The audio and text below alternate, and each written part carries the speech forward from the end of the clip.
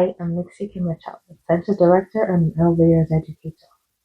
Welcome back to Early Years Unpacked. Today's episode is a part of our inclusion series where we gently unpack real inclusion in early childhood.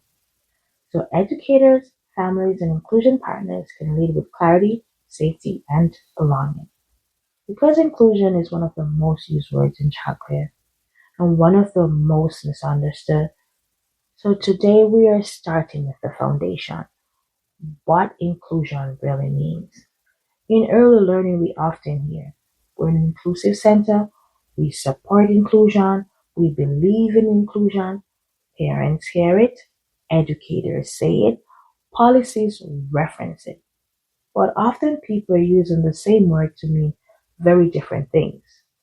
And when inclusion is understood differently, expectations shift. Decision becomes strained and classroom feel the pressure. So before we talk about inclusion challenges, we need clarity about inclusion itself. One of the most common beliefs about inclusion is this. Every child stay in the classroom no matter what. But inclusion was never defined as a placement permanence.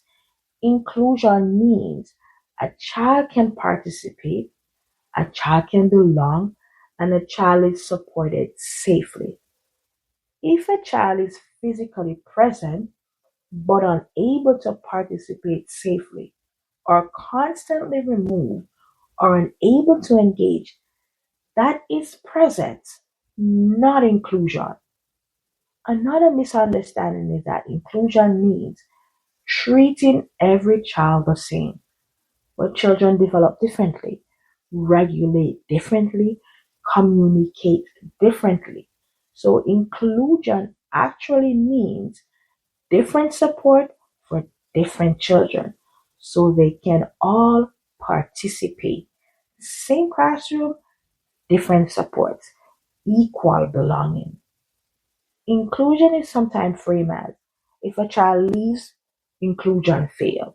But safety is a part of inclusion, not separate from it. True inclusion protects the child receiving support, peers in the environment, and educators implementing care. If safety cannot be maintained, inclusion is already compromised. Inclusion is strongest when the child's level of need, the environment structure, the available adult support are aligned.